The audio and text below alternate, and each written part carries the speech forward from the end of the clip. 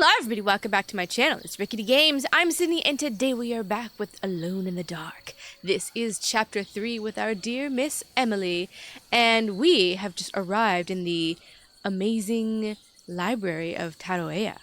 We have things to discuss with Juan here, who's just chilling in the tree. He gave us so much information just point blank, just instantly. I'm so surprised, honestly, how many answers like Emily just gets to walk right into. And I'm curious kind of what more he's gonna say and explain, because it's been reframing the way I have been seeing this entire story, which is amazing. It's like you get to experience it one way with one character and then completely reevaluate it with another, and that's something that's like very interesting and fascinating storytelling to me. We're in Taroea, and it's gonna be amazing, except for when the Dark Man comes to kill us. But we can put that off by talking to Juan, so let's just get into it. What is the Dark Man, do you know? The Black Sun. The stalker among the stars. The crawling chaos. No. Neither I nor Jeremy knows what he truly is. The crawling chaos is right out of H.P. Lovecraft. That's literally the name for him. One of the names. One of the many names, I should say. I'm worried this is how it starts. That this is just madness enveloping me. I'm sorry. There is no compelling answer I can give you to dispel such doubts. Okay, that's an interesting comment, because this was something that we were speculating about a little bit, that Emily would be susceptible to the darkness or this madness, this deep melancholy that runs in her family. And since we know that the Dark Man is both real and fictional within the case of Derceto, Emily would be affected by it. So that's kind of interesting to see that that's starting to be explored here. I wonder how her interaction will be with the Dark Man, if it's any different than Mr. Carnby, or if it's the same. Well, I've put this off long enough. Take care, Juan. You too, Miss Emily. I will cross my fingers and hope for the best. Absolutely. You and your sparkly beard. He's so kind to her. I mean, he was so kind to Mr. Carnby as well, but he's got a more charm, I think, towards Miss Emily. I know there's nothing in the courtyard, so we're gonna head right in. Let's just run off into the library, dust off the books, and hopefully not get swallowed by darkness. Seems good, you know, as you do. Drop down. Yep. How are the ankles? How are the knees? Oh, we're doing good on bullets and health and things. We could probably take a drink, but you know what? We're gonna save it until we really need to.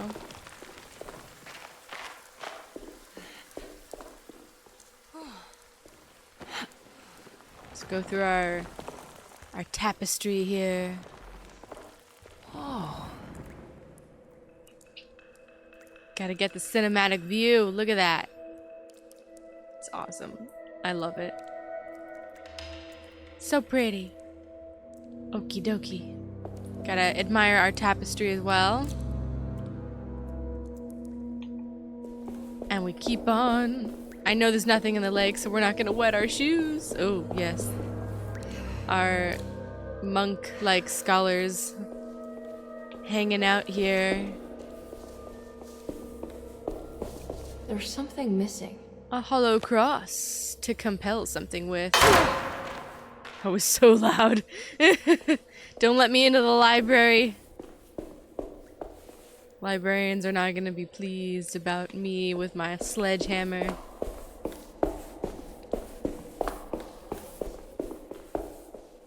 There really wasn't much that I found to explore when I went through with Mr. Carnby.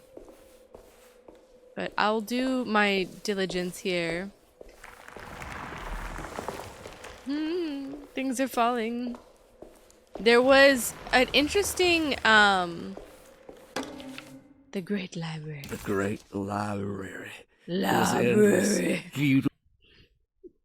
Sorry, couldn't help myself. The suspended room. Yes, we will get to it. But you guys are letting me know that there's actually some kind of hidden dialogue in chapter 2 with the safe that's in the clerk's office in Derceto. I have not opened that safe, so I wonder if I can still trigger the dialogue. If I can, I will. You have to unlock the safe from memory instead of discovering the code. So if you don't discover the code, she apparently says something strange.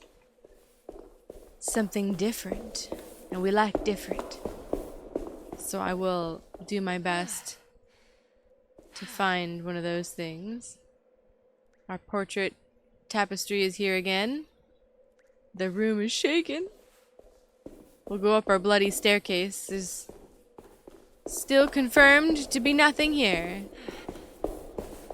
Also, you guys are mentioning this blood is the new yellow paint. You're absolutely right. Who needs yellow paint?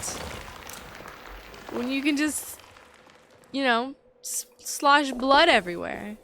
So I never went in here from this direction with Mr. Carnby. What's this? Oh, something new. I got locked out of it because I thought it was the place to go. And then I picked up the cross and then got fucked. Alright, unmasked evil. Alang nyap. Ooh! It's the beast of burden and we've unlocked the forbidden knowledge. Bull worship is common throughout history. For Christians, this can be seen in Exodus when the Israelites turned to worship a golden calf in Moses' absence. This passage shows the people falling back to the worship witnessed in Egypt, known as the Hapis bull. Another famous example is the Minoans on the island of Crete. Their worship of the bull gave rise to the myth of the Minotaurus, the half-man, half-bull monster that reigned the labyrinth. But for this particular case, I think I should tell you about the deity Astarte that brought the Taurus constellation to life to attack Gilgamesh. Even for a mythical hero, this celestial bull would prove difficult to defeat. Only by distracting the bull with a golden sail was Gilgamesh able to pierce an eye with the spear, which bled the bull to death. I love how much this has to do with Taurus.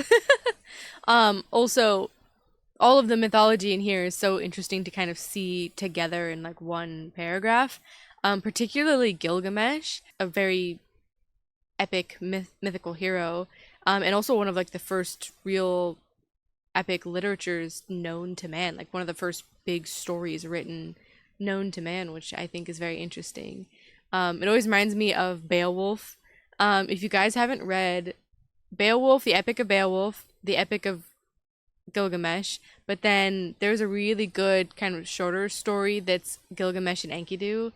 Highly recommend it. That's all I'll say of it. It's just really well put together, and it gives kind of more mythos and explains more things and talks about the relationship between the warriors and stuff. It's very interesting. So, side note, if you're the literature major in me, we're in the library. We gotta, you know what I mean? So, I gotta enjoy the literature that is abundantly around us. We're actually getting like pretty close. We've got 11 out of 15 completed. That's pretty awesome. So I think we're doing pretty good. Alright, it's also dark as fuck. And we didn't really go in this room at all. I thought these were maybe connected, these two, but I was kind of in a panic of trying not to get murdered by darkness with Mr. Carnby.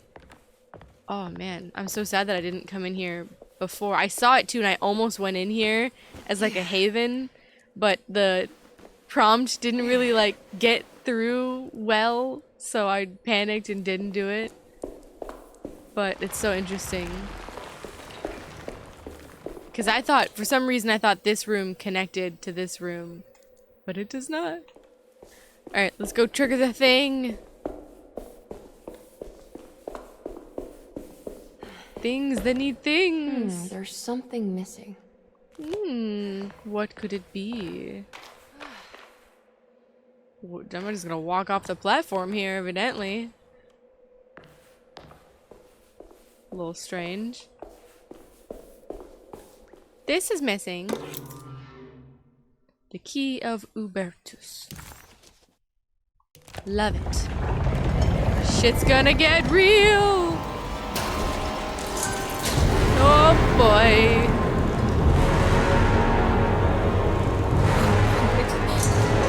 It's the dark man. At least she recognizes him. Oh boy. I think we just go here.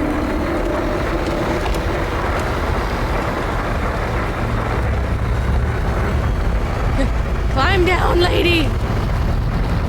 Into the color. Woo! Alright, we run, we run.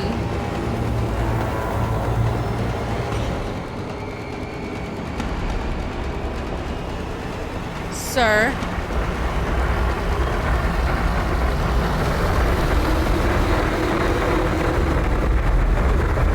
Go, go, go, go, go, go, go, go, go. We gotta get upstairs. Oh, you teleported, sir. You cheating. Oh, go, ma'am, go. Nice. Alright, up we go.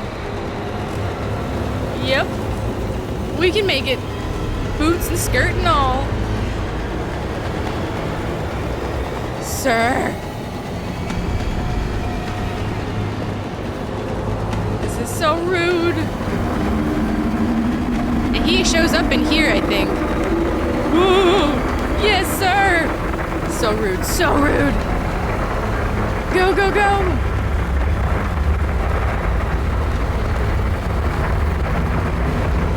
Does he saunter slow enough?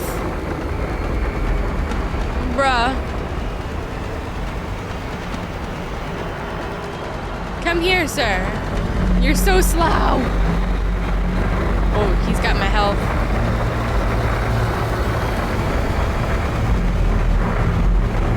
Sir. Sir.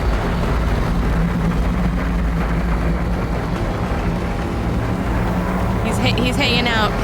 Ooh! No, no, no, no, no, no, no, no, no, no. Yeah, yeah, yes. Oh. Oh, oh, oh, oh.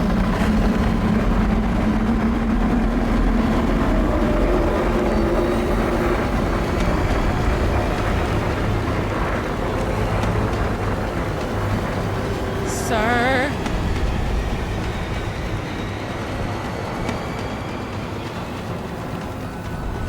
Let there be color. How nice and peaceful all of a sudden. You can hear him walking though. We're good, thank you. I hope I didn't miss anything again. I'll be so sad if I did. It's tempting to look in the other room that was down there.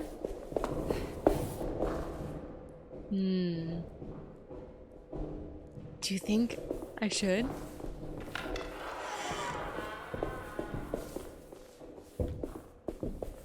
Oh, you can hear him right underneath me.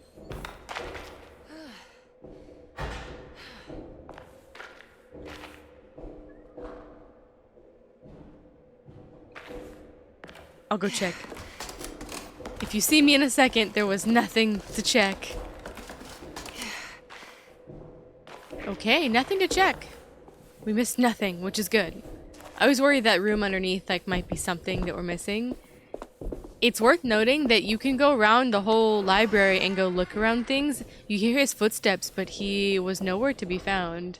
He did not show up for me, so while he's walking, he didn't bother me. So that's something to know. I guess if you do miss something or you feel like you want to go explore the library after with the cross, you can in peace.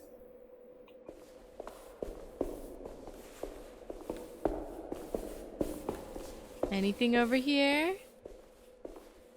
Any besties? Any lang yaps?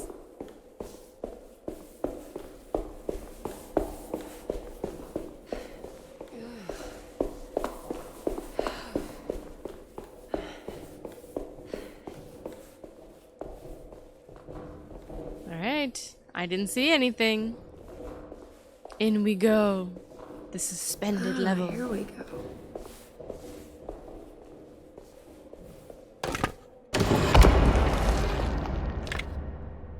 Ooh.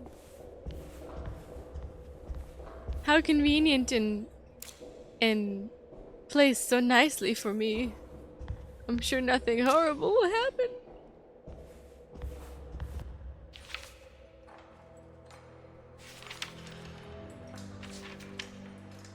It was in the hot autumn that I went through the night with the restless crowds. He was a kind of itinerant showman who held forth in public halls and aroused widespread fear. The New Orleans address of the event is lost, but I remember distinctly the Prext shipping company pressing their contribution. Emily! Please,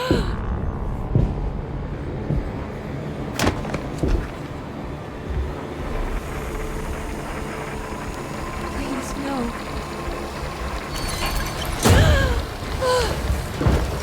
I hope you found what you were looking for, Emily. I fear there is no going back. He's in my head, Juan. His breath replacing mine. You should not have come, Emily.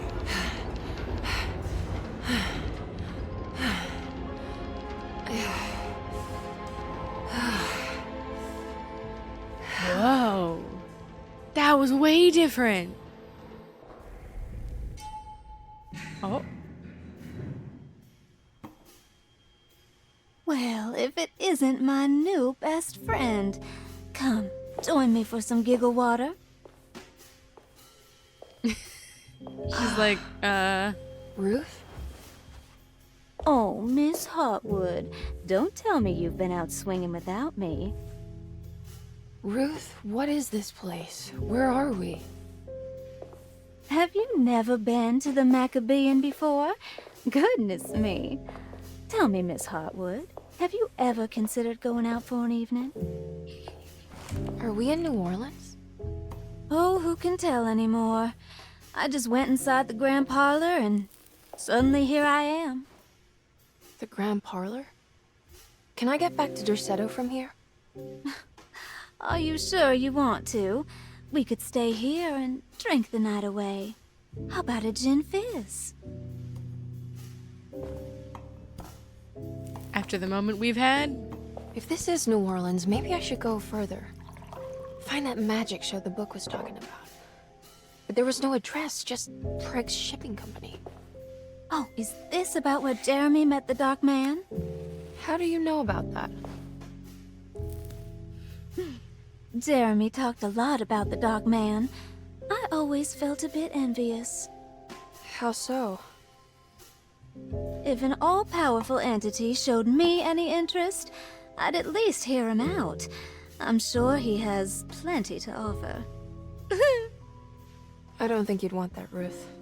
We're too sweet for such darkness. Oh, please.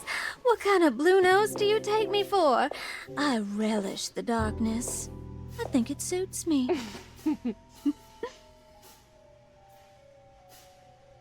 We're like You filthy. don't happen to know how to find the Craig's shipping company, do you? Of course. Their office is just over there. Whoa, what happened?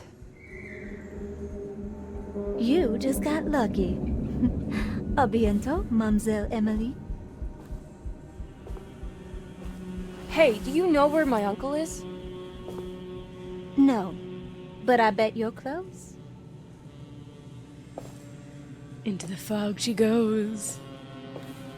Ooh, that was a cool scene. But the scene with Juan was even cooler, because to dissect that for a second, the way that it happened in Mr. Carnby's, we had the book and then we kind of got ambushed by the Dark Man, and then after like his manipulation of us, like he like puts the gun, right, he like grabs his gun to try and shoot him, but then it gets turned around on himself. Only I kind of at the end there does like Juan step in and like try to like do something, and like he like I pushes him out of the way, and it's kind of a commotion, and then they're in the elevator, and then the scene kind of plays out the same. But with this, he warns Emily straight off the bat. Like he was, you could see him through the elevator, he was like watching us or watching after us, and called out to us first to warn us, and then Darkman didn't have to do anything to Emily. She never pulled a gun on him or anything. He was inside her head, and she said he was replacing her inside her head, and Juan fixed it. So that's fascinating. That difference right there. It definitely shows you the bloodline that is being connected between Emily and Jeremy. That darkness really is something that's hereditary. So that's really fascinating. And then I never really put two and two together that lounge room, that bar, was the Maccabean. We got the matchbook before, I think. But I didn't realize that it was the Maccabean. I thought it was just like another like grand parlor somewhere in the Derceto mansion. But that's interesting, more knowledge to know. Look at us. Knowing the things and revisiting the things with more knowledge. I like it. Very cool. We completed this one before, because the 11 out of 15 hasn't changed.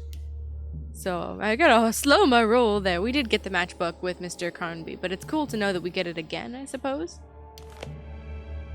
It was in the hot autumn that I went through the night with the restless crowds to witness the enigmatic Black Pharaoh. Yes. And you should have stopped to summon Gilgamesh. Preg's Shipping Company. According to the book in the Great Library, they assisted a showman performing somewhere in New Orleans. It's somehow connected to Jeremy's introduction to the Dark Man. I'm sure I could find the address inside. We will try. It's never that easy, though. It's locked from the other side. Sadness. Alright, on we go. And I won't get turned around this time. The gates are open, the fog is up. We are trapped in Silent Hill. Oh, yes, hi.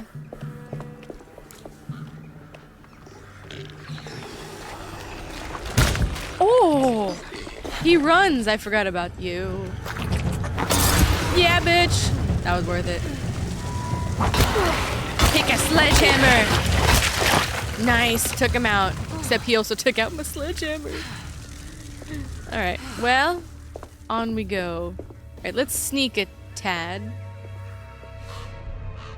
Because there's a bunch of these guys around here.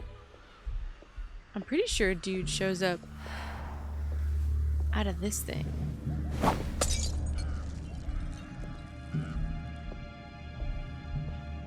Doesn't he come running out of here or something? Yes. Rude. Get fried.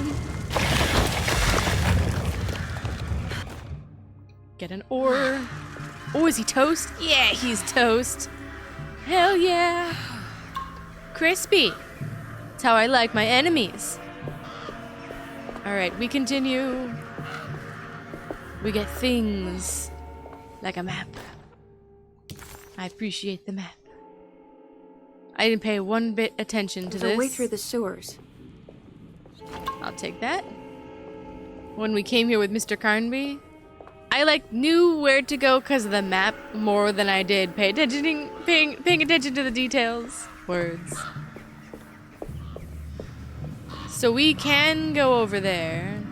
Oh, that'll be useful. Got 3 drinks. But it's not really use going over there until after... Oh no, wait a second. We should go over here.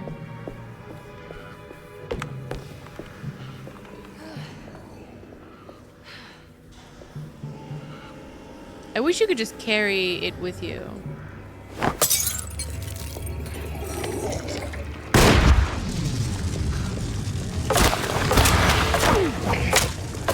Take an ore! And he's out.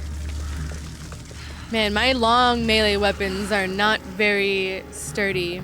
But I will say, there is something to be said about probably the realistic idea of that, because longer things, you would have more force to whack something, but you wouldn't, it's got a longer surface area, so it would break because you're breaking it across something that's like longer and thinner, whereas like something like the cross, like that thing doesn't break as easily because it's like smaller, you know what I mean? So I think that there's something kind of interesting to that. I don't know if that was something they did on purpose, but It kind of matches realism a bit. I also don't know if I came over here with Mr. Carnby. Don't remember. We're getting bullets though. And machine gun cartridges. I definitely didn't come over here then. What is that? A piece of debris? I like my shovel more, thank you. I feel like a shovel gives a good whack, you know what I mean? Alright. Don't get stuck on any planks. It's not worth it. I think this is a drink. Yeah, it is a drink.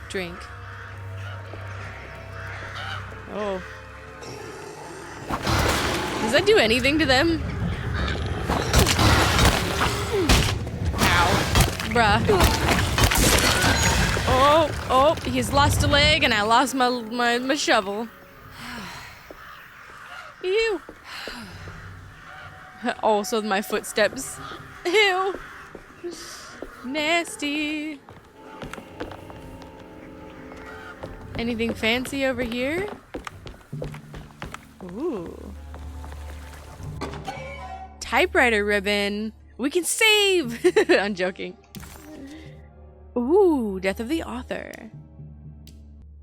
Right there. So we just need broken glasses? We have the movie script and the typewriter ribbon. Ooh. Look at me finding the things and leading a trail of blood everywhere I go.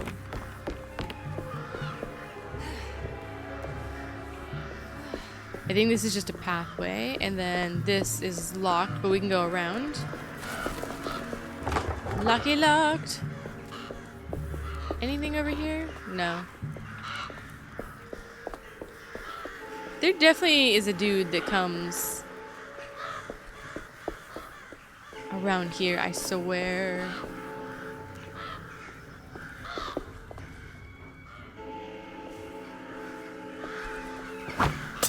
Preemptive strike.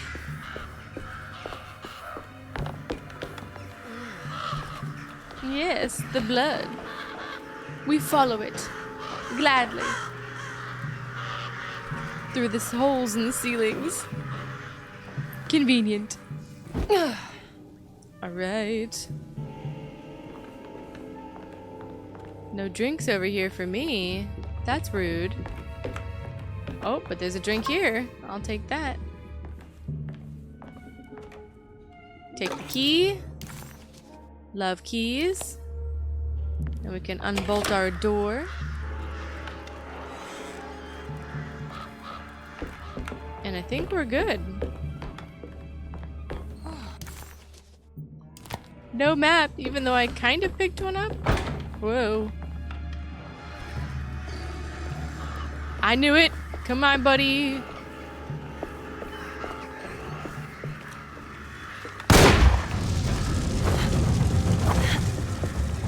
Don't get set on fire. Be crispy. I yeeted him. Ew. He's so twitchy and jiggly and gross. Alright, we got the key. We can move on. And let's set this trap too. Because it's worth it. Yeah! Alright, everybody gets set on fire. I wish she could carry them with her, like, faster. Makes more sense to me, but it's okay. Move it up. Get rid of the cargo load. All done.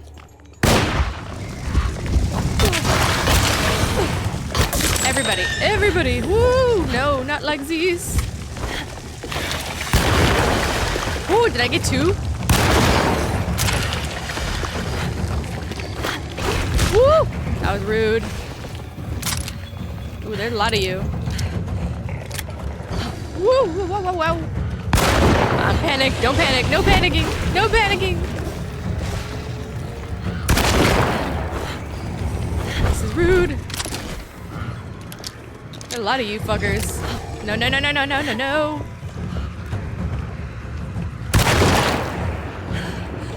Woo! Get out of here. Okay, I got. Ooh!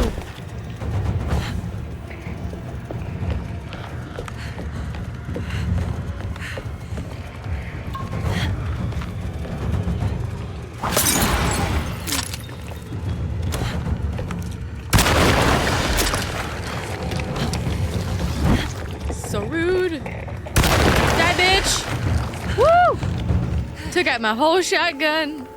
Alright, what I should have done is put the Molotov there and at the stairs. Noted. I feel like there was more dudes than I remember from last time, but Well, we have no shotgun shells, but that's okay. We did it, and that's what matters. Did everybody come hanging out of the sewers? The flashlight doesn't do jack. Not right now.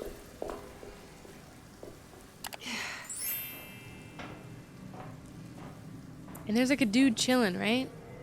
But I don't think it's worth killing him.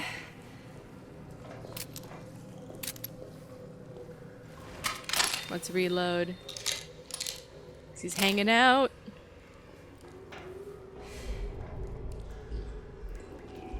Yeah, he's hanging out right there, but it's not really worth disturbing him. I wonder why he's there, though. Like, part of me thinks, like, he's protecting a lanyap. And part of me thinks he's just sleeping there for giggles. Doesn't look like there's anything there, to be honest. Okay, we sneak away. Alright, I think we're good. Now we walk. Ugh, you guys. Nasty. We love hanging out in the sewers, you know? It's a favorite place to hang out.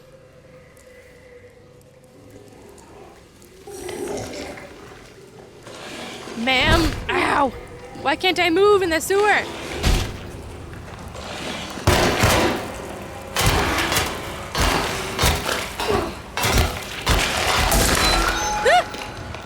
Rude.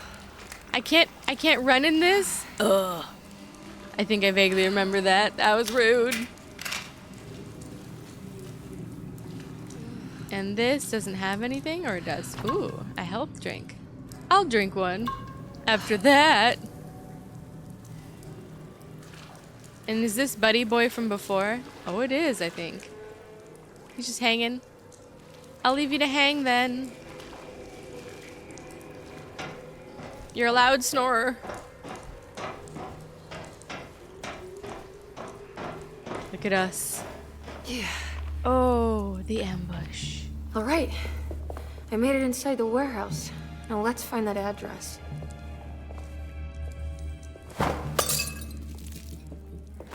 Address.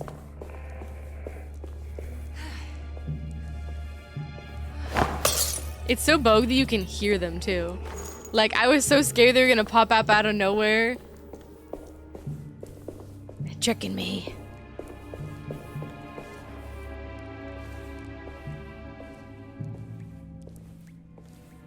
It's probably better served at the bottom of the stairs.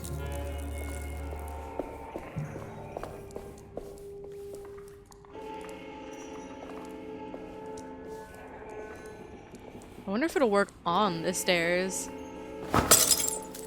Let's hope. Oh yeah, there it is. It's on the stairs. That's good. And then this was super helpful. Boom, bitch! Taking everything out. We like setting traps. Alright, on we go. Into the room. Oh yeah, we get the machine gun. Yeah, bitch! This is getting ridiculous. I mean, I'm not complaining. You have to dream a little bigger, darling. Tommy gun. Yeah, baby! Be the ultimate badass. Nice! Okay, and then we need... Isn't there like a journal or something we pick up, or... Oh, is it over here? Yes, there we go. Our ship was raided while in dock. What? All of his things were recovered. Later hell.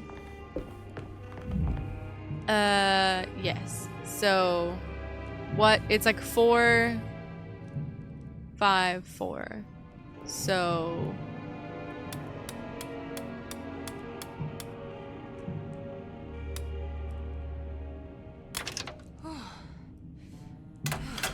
Open. I went around the whole place last time trying to think of like what it could be. I was trying to think of it like a cipher, trying to find like something that would like translate the words into something. And then I didn't find anything. I was like, what could it be? And when it hit me, I felt so clever. I was like, yeah, I'm smart. This is it. Sometimes. The address to the theater where Jeremy first met the Dark Man. Yeah, it is. Let's get this show on the road, shall we? Break the ankles. No? Break the ankles? Ow!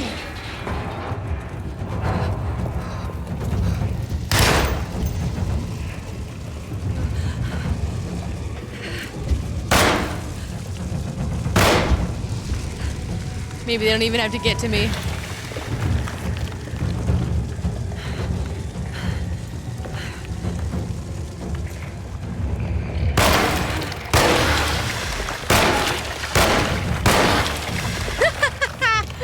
They were all stuck at the bottom of the stairs, but they're a crispy pile, and I appreciate crispy. That was great. Also, it was interesting to see that they lit... Oh my god, they're just corpses. It was interesting to see that they lit, well, the bags on fire, but they lit the puddles on fire as well. So, like, I didn't even have to ignite some of them. They just did it because they were also on fire. So that was interesting. Is there another one that's, like, hanging out? I feel like there is. No? I feel like I heard another buddy boy. Looks like the fog cleared up. Yes! We like when the fog lifts and the location is right across the street. Also, I just love this architecture. Like, look at that. That's such a cool building. We gotta admire the sights. The slow zoom is creeping me out, though. Alright, we're gonna move on.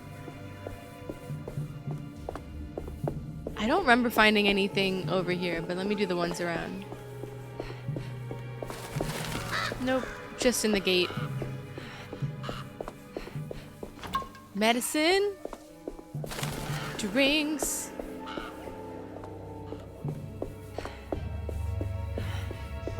Alright, Ted, in we go. Damn, we're very excited.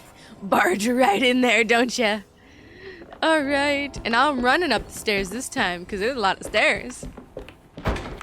I love the aesthetic, though. It's so cool. Oh, don't run into the banister. We're not drunk, I promise.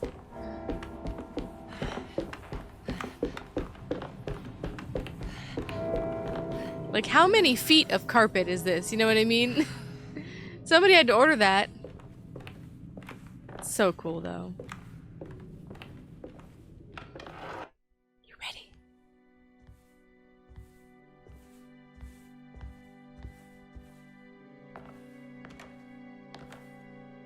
You shouldn't have come.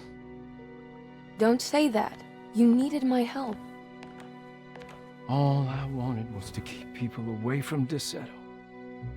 Especially you, Emily. You're the only one in the family who forgave me for choosing old age over death. Father still cares for you? He is paying for your treatment at Derceto. To get rid of me! That's the only reason anyone's at Derceto. Someone in the family thought you were becoming an embarrassment. Help me get you out of this mess, Jeremy. I want to take you away. Your father would send me right back. What if I take you up north, to Kingsport? I know Mother still has family up there. I've been thinking about going for a while now.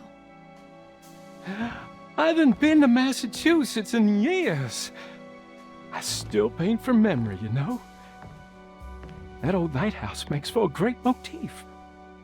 Your father and I would go almost every summer. Then when our great-uncle died, we stopped going back. What is there to be done about the Dark Man? He's the one holding you back, right? You feel like you can't leave without paying your debt to him. The Dark Man has been with me since I was 12 years old. He was standing right on that stage right over there. For a brief moment, his gaze held mine. And that was it. I recognized him for what he was. The Hartwood curse embodied in flesh. I thought it was my turn, but I was only there to be mocked. Instead, his attention moved on to my father sitting next to me. I turned to him and saw his face. The whitest shade of pale I've ever seen. He bit off his tongue that night and suffocated. What can be done, Jeremy? Please. There's a way. 2 ways to be exact. One worse than the other. A written contract, now buried inside his sunken temple. Don't you remember what it said? I don't want to. Try, Jeremy. What did the contract say? No, we can't. We can't let New Orleans suffer that blight. I have to make this sacrifice. What are you talking about? Is this the thing from the bayou? Juan said something. Ah!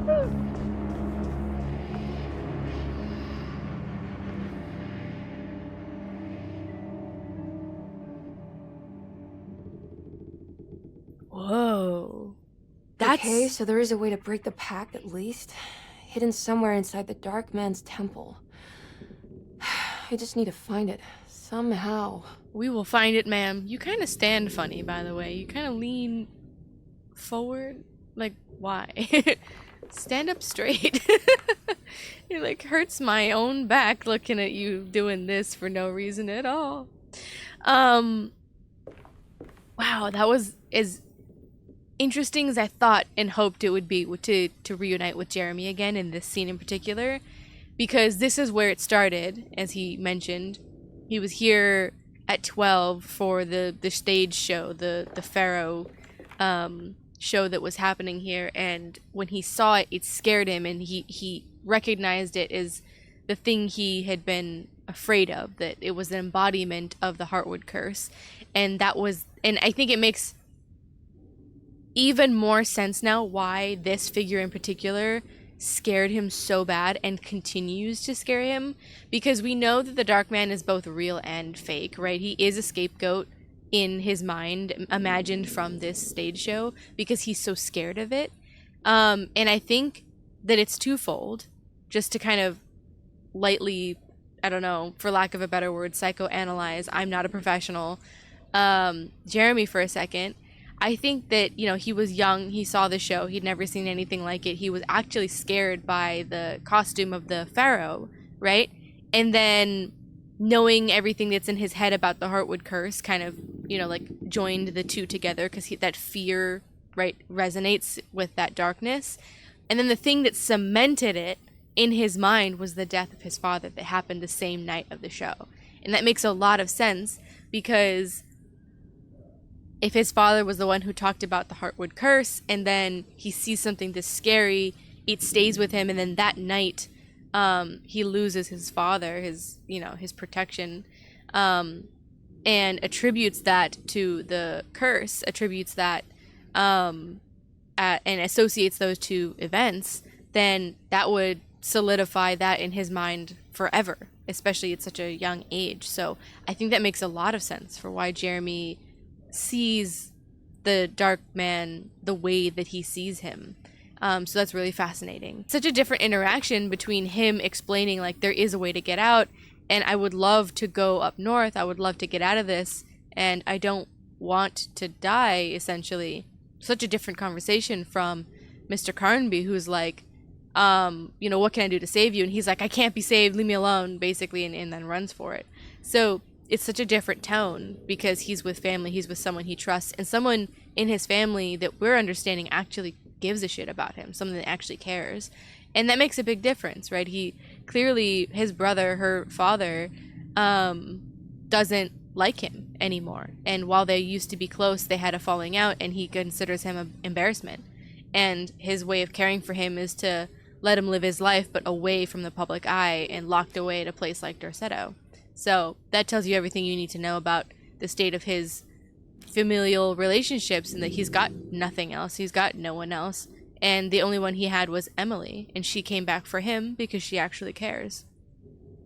So that's something very worth noting, I think. Let's pick up all our stuff.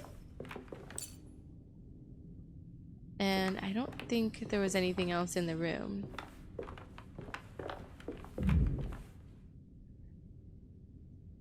So Gemini, I think it's Libra.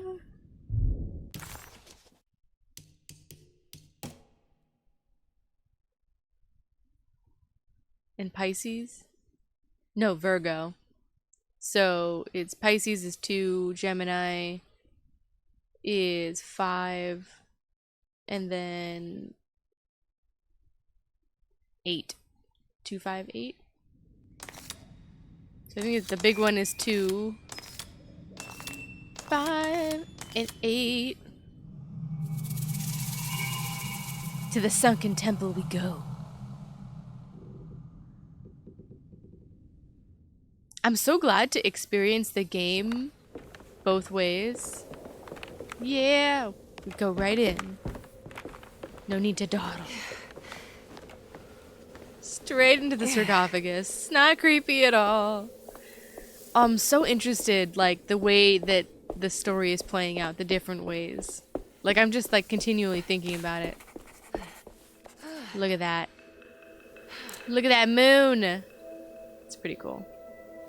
I love this whole chapter. The worlds that we get to, Tattooea, and then this desert area. It's just, it's so interesting. This area feels very Indiana Jones. Tattooea feels like something out of like Uncharted or something. It almost has like a just this adventurous feel because we get to dive into so many worlds. But we're also getting to dive into so many perspectives I need to as well. get down there somehow. We will try.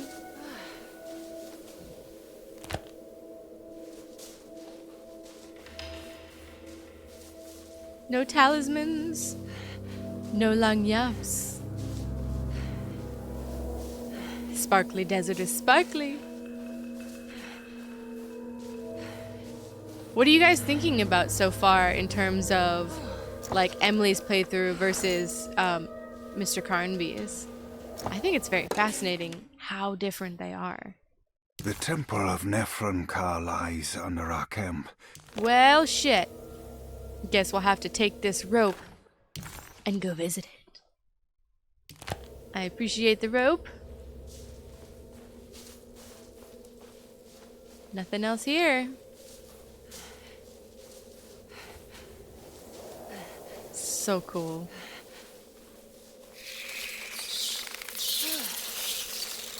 Yeah, I'm good. Y'all can leave. Yeah, leave. Bye. The little screech is kind of hilarious.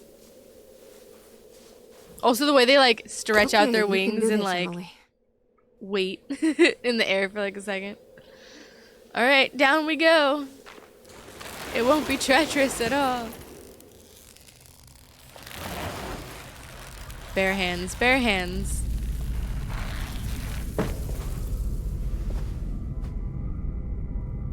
I still have questions about why the rope comes falling in after us.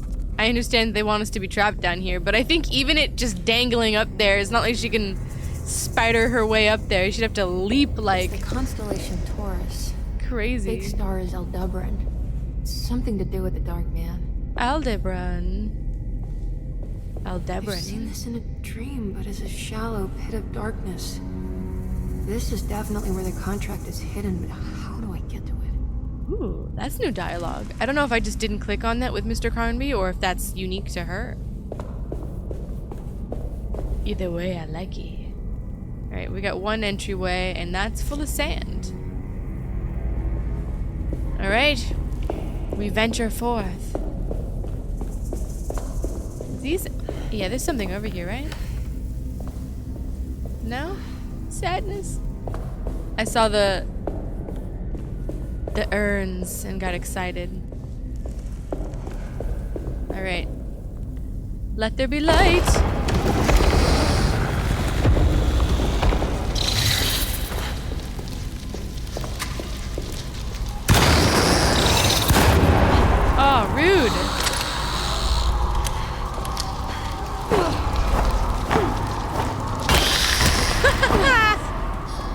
Not worth wasting more bullets on ya.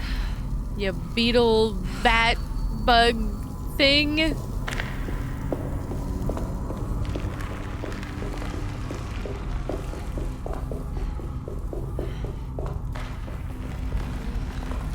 Ooh.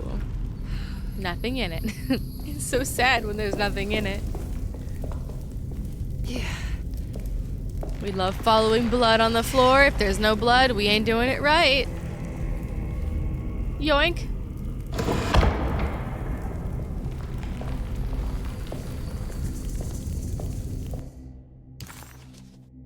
I'm waiting for like Imhotep to come out and kill me. Or Ra.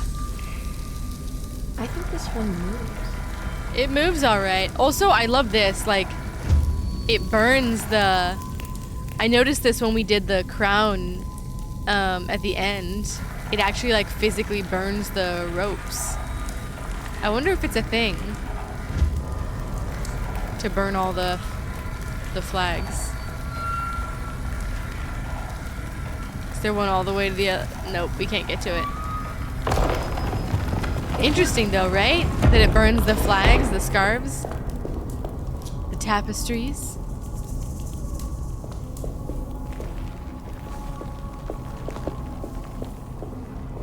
We're snipping the journey right from the ceiling.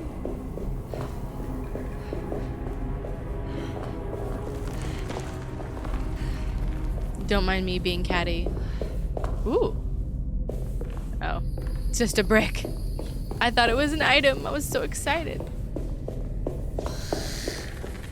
Get out of here. Leave me alone.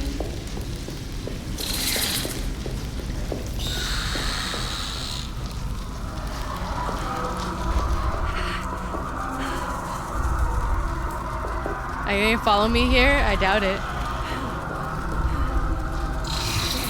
Oh, they might be. Follow me through the rocks, I dare ya.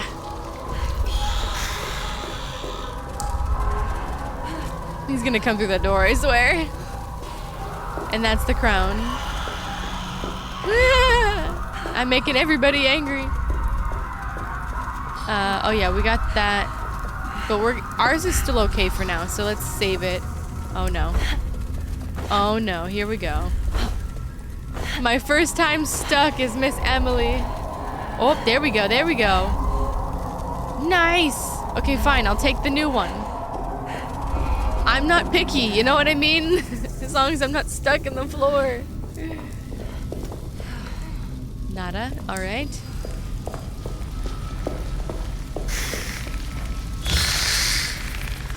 I was just gonna say, could you burn him?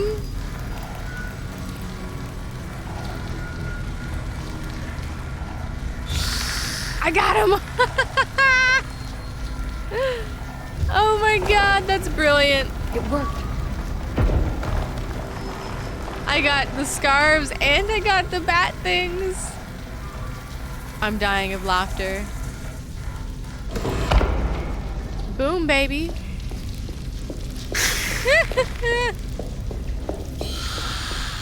Yes, sir. Whoa.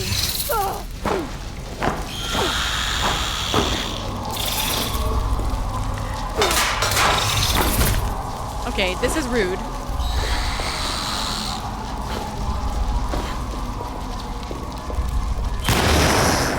How about that? Gotcha. I guess I could throw maybe something like this at him. It'd probably do something to him. I didn't think about that.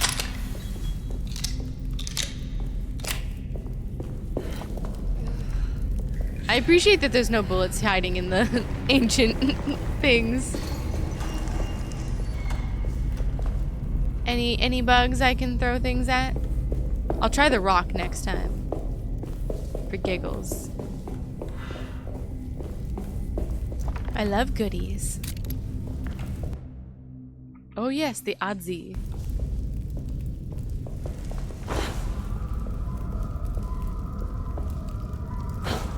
Oh no, here we go. Why am I stuck on every melee weapon? Oh, there we go. Haha. Free again. It's honestly hilarious. I keep getting stuck on shit. I haven't been stuck the whole game, and now it's like Zeus. I blame the oddsies. I don't know what they did, but I blame them. Gimme, gimme.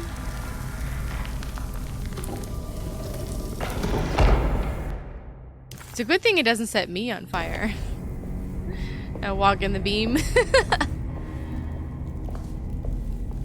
And I think this is a dead end, so we go this way. Does this open? Ah, look at that. Fancy as fuck. Nice. Then we can go straight across the way. I like it. Up top we go.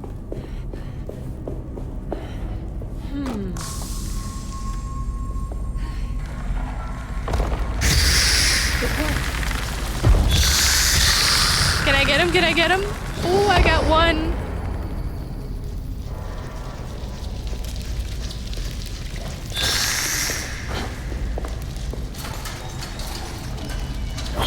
Ah! Got him. Take a brick to the head. Smushed. Love it. Sick. All right, we got the doorway down on the bottom.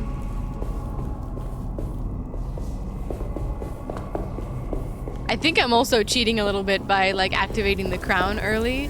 I think it activated one of the doors, the door up that way, sooner than I was supposed to.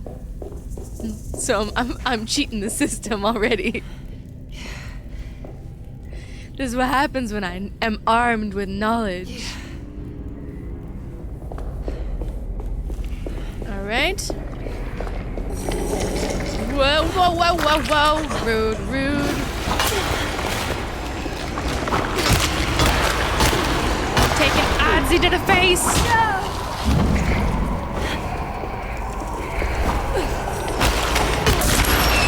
Whoa.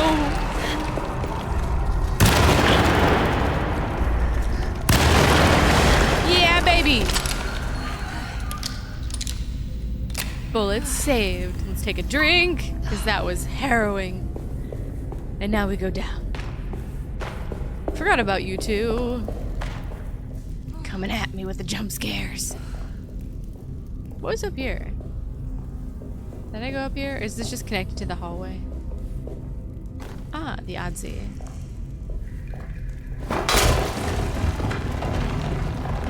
Ah, that's so much easier. I don't know why I didn't bother. I saw the breakable thing and I was like, well, there's a stone behind it. It's not lifted yet. So I didn't even bother.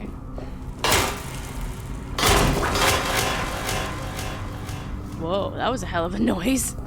Did you hear that? Am I starting the glitches back? Maybe. We're still alive so far. I want to put it through that ring so badly. You know what I'm realizing too is I'm like running around and watching like the portrait thing bounce on her back and everything. Is we haven't actually used the portrait at all. I was anticipating that it would be a mechanic for her to put it in various places around Derceto or something like that, and so far it hasn't been of any use. She's keeping it, obviously, it's around her back, but like, why carry it? Why not just like fold it up or something? What is down there? Ugh, we fed the old ones over here. Ew. You know what I mean? So there has to be something that comes into play with it. I was just assuming that it would be more active since it's so significantly a moment at the beginning for her to rip it out, but maybe not. Oh yeah, we did this one. We gotta go to the other side. And here we are. The underworld. We gotta burn the last scarves. It's a must. Oh, so close to that one. Does it go all the way up? Nope. Alright. Last crown. Nice! I love it. It's cool as fuck. The bouncing of light, like these types of puzzles, like, it's so cool. It's just so, like,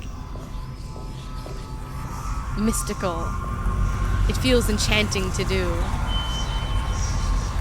Can we burn the scarves or no? No side to side? Okay. I want to destroy everything. Better get down there. Tower's coming down. All right, haul ass, Emily. I don't know if under rocks is a great idea while the thing is destroying, but you know, it's fine. Run in your boots, ma'am. Not that way. Oh, the things that are closing behind me. Run faster, ma'am.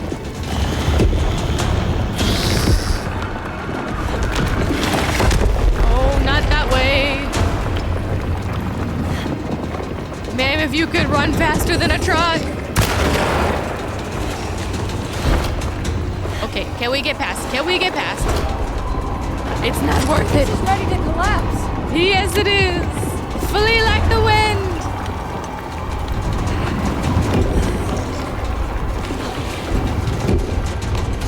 Go, go, go. Go, go, go. It's not worth to wait. It's not, what am I trying to say? It's not worth wasting bullets on you guys. Oh, I think we're safe.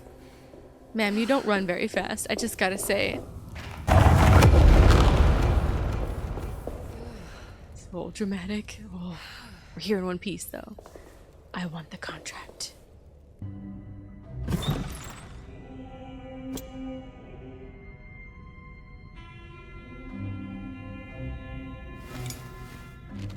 Just stash it somewhere.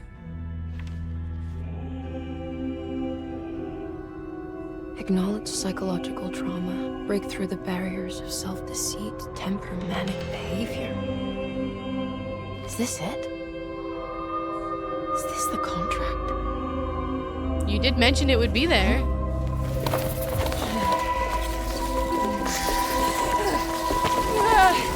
Run!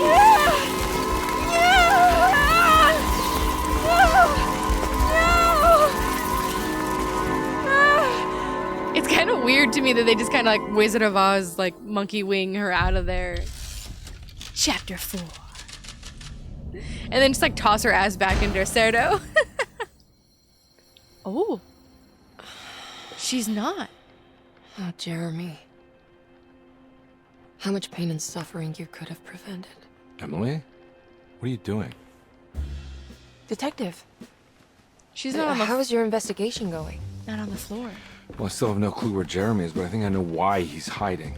This place is full of lunatics planning to perform some kind of ritual tonight. Well, that sounds ridiculous. Or rather would have just a day ago. It gets worse. I have reason A to believe day? they killed anyone who didn't want to go along with the plan. Detective, have you encountered any monsters tonight? I just told you, I think they killed people. Beauregard, the author, Perosi, the singer, Mr. Waits, the clerk, Mr. Chance, the gardener, they're all missing. No, I mean, have you fired your gun tonight? Of course not. They wouldn't just kill outsiders like that. It would bring too much attention. But you should keep your eyes open. So you haven't seen anything strange? Been anywhere else? What are you trying to tell me, Emily? Are you in some kind of danger?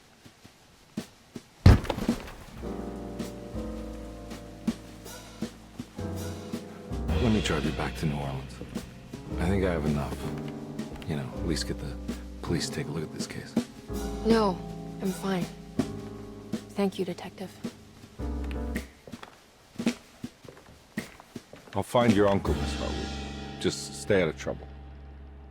Sure you will, buddy. Have fun with the lunatics, shooting them and murdering the folks and the rituals and shit. All right, we got the contract. Interesting. We've read all this. Okay. My first question is, why didn't the bat bug things drop Emily the way they dropped Mr. Carnby? Because in his playthrough, he gets like taken up into the sky and then they just dump his ass in the attic and he's like on the floor in like a daze, and she's like, "Are you okay? Like, what's going on?" And he's, you know what? This is really interesting because it's kind of, like I said, already reframing my perspective of like the story overall, but it's kind of giving this for Mr. Carnby as well, because in his playthrough, I felt like he goes through all of these, like, as a hard-boiled detective, he should be having so much more existential crisis, but to watch Emily go through this and her just kind of absorb and realize that it's all real, and she's just like, oh my god, like, it's real, like, all this stuff that my uncle has been talking about, it could have been prevented and everybody could have suffered so much less, or that, like, it's in her and she's just sad about it and trying to defeat and make sure it doesn't get to her, right? The darkness, the Hartwood curse, that kind of thing. Looking at her reaction compared to his, like, his was absolutely, like, losing it. And I just didn't really see it because, like, it was kind of constantly, like, that's how he was. But I didn't really realize, I guess, a different side of him. And to see him so calm and, like, on the case and not having to deal with it shows me that when he was dealing with it, like, those were heightened emotions. That was a lot of panic. Because, like, by this time in the game, Mr. Carnby was, like, absolutely, he's like, I'm okay, like, I'm not okay, but, like, I'm okay, like, and then the very next scene that they have together, he's like, don't leave me alone, like, he's, like, actively freaking out. He was in the bathtub and all of this stuff, like, and to see Emily kind of be much more level-headed about this because this is something that she already knew about, but now she's experiencing, you can definitely see it weighs on her, but not quite the same existential crisis that Carnby has. And I really didn't think that was happening because I felt like he was just, I don't know, I emotionally felt like different than the way that I'm kind of looking back on it now, knowing a different side of him as the level-headed detective. So that's interesting. The other thing I think is worth pointing out is that in Emily's version, when we were Mr. Carnby, she's in the attic and she says there's all this weird stuff happening in Derceto. I think she mentions it more like it's a cult and there's like stuff that's happening around the mansion and people are dead, because she doesn't have like the detective skills, so she doesn't describe it the same way. He says point blank there's a ritual happening tonight and they're murdering people that don't agree with them, which we know to be true. But the way that they both experience and explain the events that are happening in Derceto to the other is very different. So I thought that's worth mentioning as well.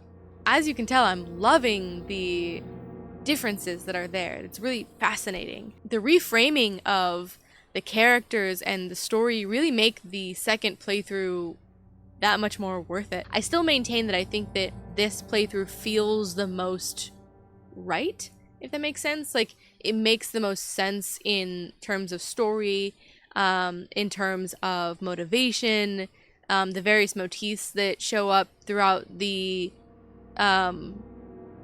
whole plot.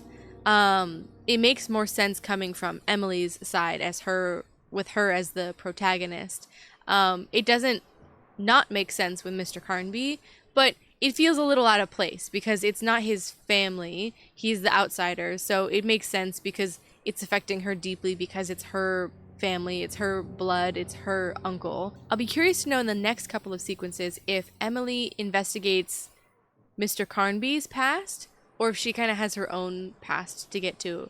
Like, her interaction with Grace. Grace knows that she's a governess and like taught piano and like did a little bit more stuff and knew about like kind of very specific details. And same thing with Dr. Gray. Like, he knew that she wants to go up north, that her family isn't the most proud of Jeremy and of her. Like, there's something very invasive about the information that Grace knows and that Dr. Gray knows about Emily. So I wonder if that's something that we'll investigate, or if for some reason she decides to turn her gaze away from the Hartwood curse, away from her family, and onto Mr. Carnby to investigate the case that he had with Grace. So I'm really glad to play them back to back. It really is really refreshing and interesting. The game, while I know it, is still different enough that it makes it so much more interesting of a playthrough than it would be to just play